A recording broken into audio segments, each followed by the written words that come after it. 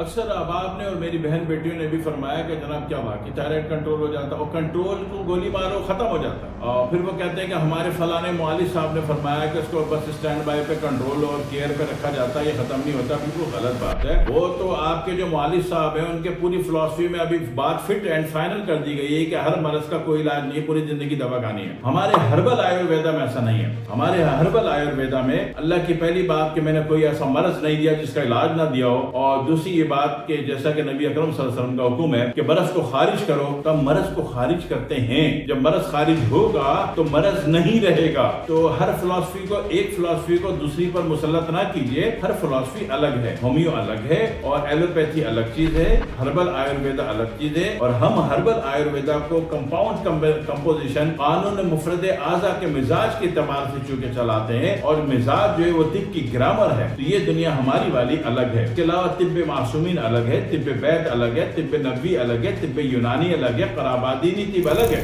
ساری طب کو الگ الگ کاؤنٹ کیجئے، کسی ایک طب کے فلسفے کو دوسرے طب کے فلسفے سے چیلنج مت کیجئے، معاملہ بگڑ جائے گا۔